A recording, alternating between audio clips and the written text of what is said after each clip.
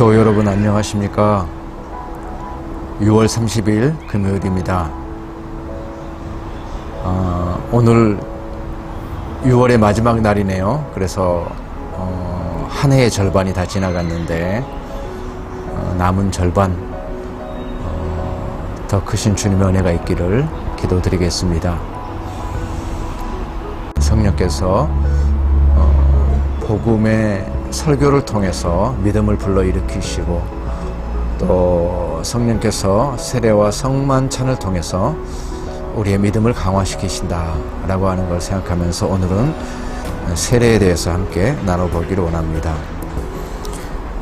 69문에 그리스도께서 십자가 위에서 이루신 단번의 제사가 당신에게 유익이 됨을 거룩한 세례에서 어떻게 깨닫고 확신합니까?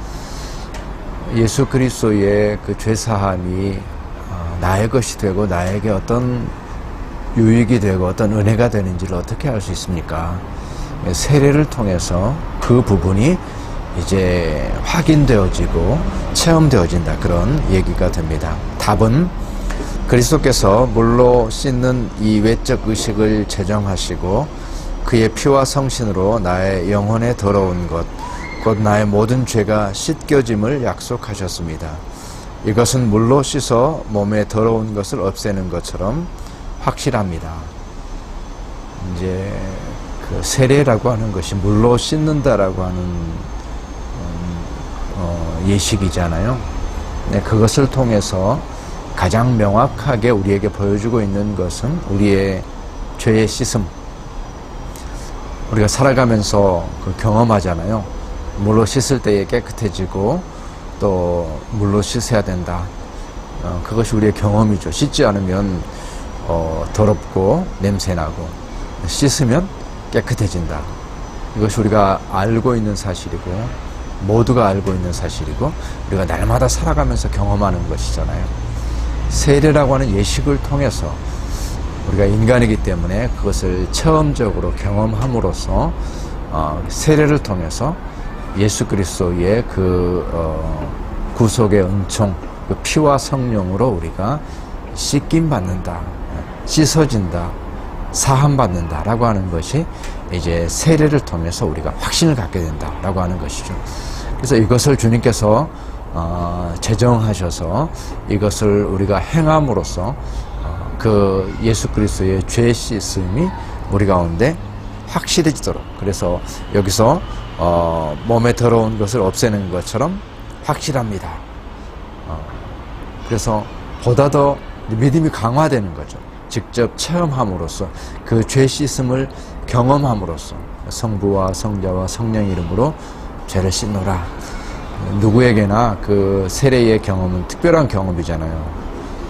대부분 그 순간을 아마 잊지 못하실 거예요. 저 자신도 제 고향 교회에서 혼자 세례를 받았는데 그 당시에 이제 시멘트 바닥에 무릎 꿇고 앉아가지고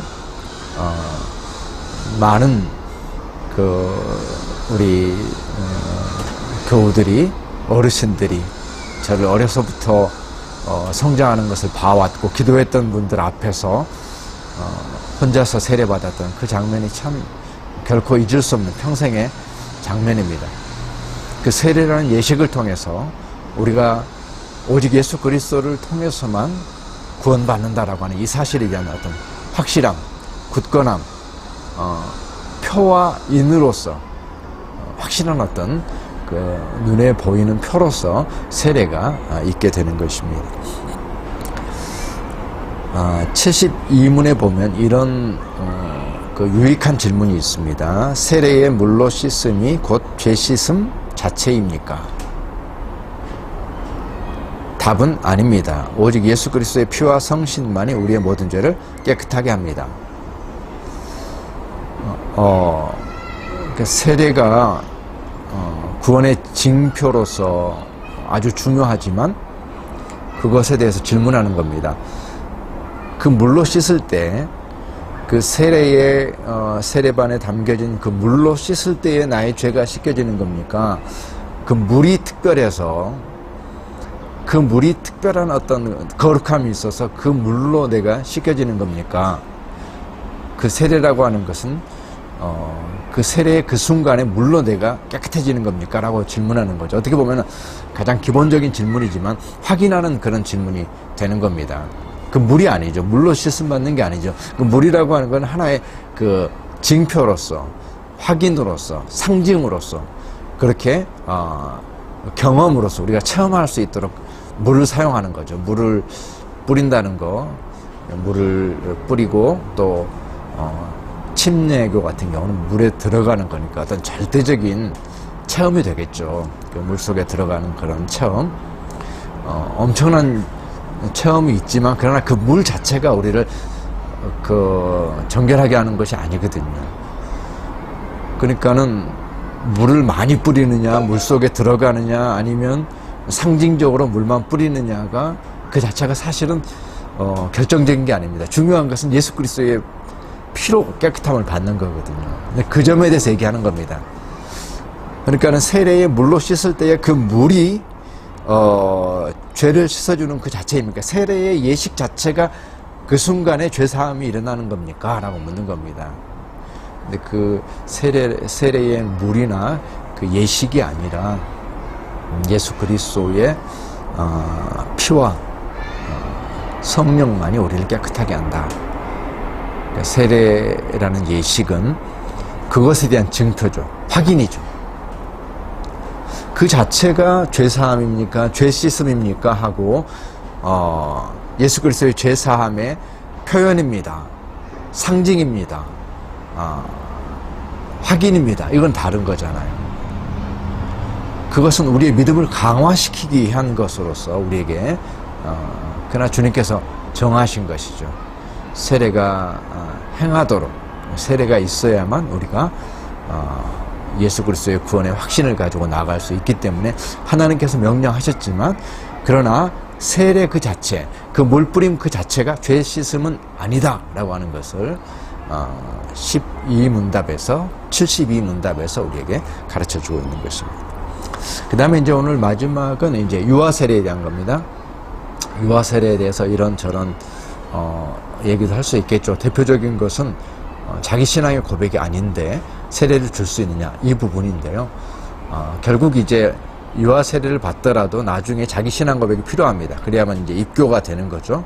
그때 완성되는 것이지만 그러나 어렸을 때에 부모의 믿음을 통해서 이미 세례를 줌으로써 우리 어린 자녀들이 그리스도의 몸 안에 공동체 안에 들어온 겁니다. 구원 안에 들어오게 되는 것입니다. 그게 이제 유아 세례의 의미거든요. 마치 구약의 할례와 같이 태어나자마자 할례를 행하잖아요. 그들이 율법을 아는 것도 아니고 어떤 그 믿음을 선택하는 것도 아니죠. 그렇지만 할례를 행함으로써 이스라엘 백성이 되는 것처럼 유아 세례의 어떤 그런 의미, 그 가치를 우리가 이해해야 되는데 74문에 유아들도 세례를 받아야 합니까? 라고 하는 질문을 하면서 답 그렇습니다.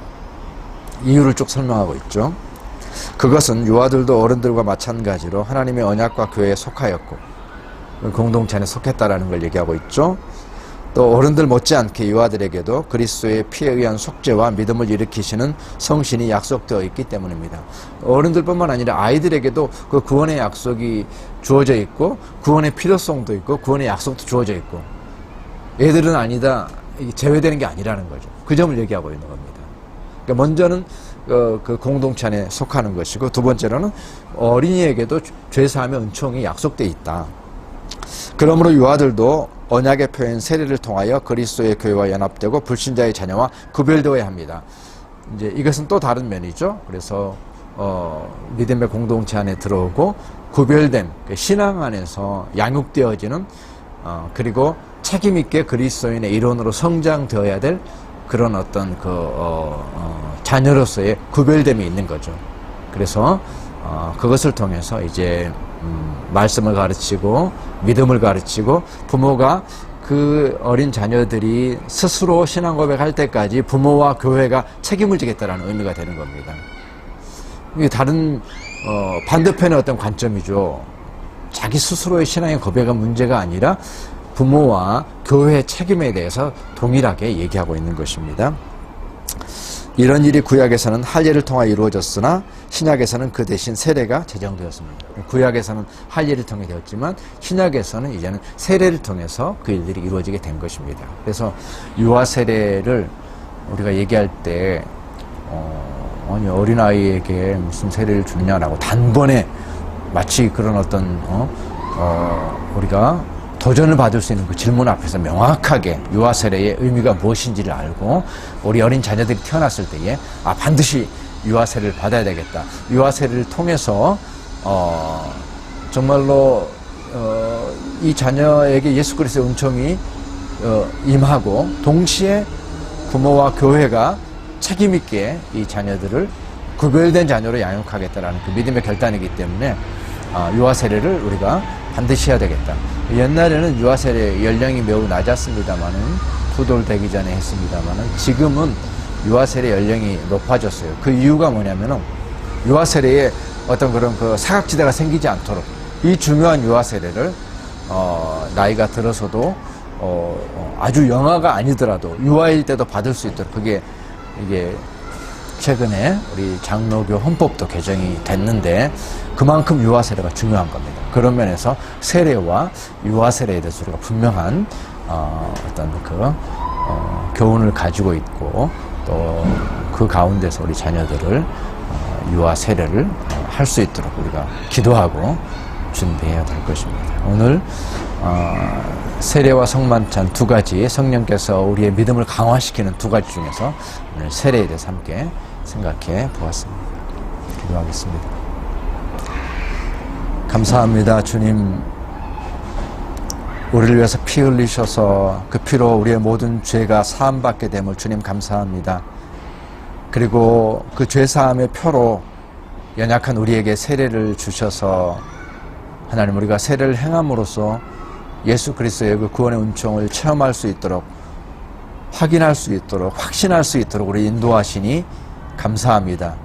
세례의 의미가 무엇인가를 잘 알게 하시고 특별히 유아 세례를 통해서 우리의 자녀들을 우리의 부모와 또한 믿음의 공동체가 책임 있게 우리 자녀들을 믿음 안에서 양육할 수 있도록 또한 주님께서 함께하여 주시옵소서. 우리가 어느 곳에 있든 주님께서 함께해 주시고 어느 곳에 있든지 예배하며 삶의 중심이 예배가 되고 신앙이 되어질 수 있도록 저희들의 모든 삶 가운데 특별히 분주함 가운데서 저희들을 지켜주셔서 오늘 하루의 삶이 말씀과 기도 가운데 살아가는 귀한 삶이 될 수 있도록 역사하여 주시옵소서. 감사하고 예수님의 이름으로 기도합니다. 아멘.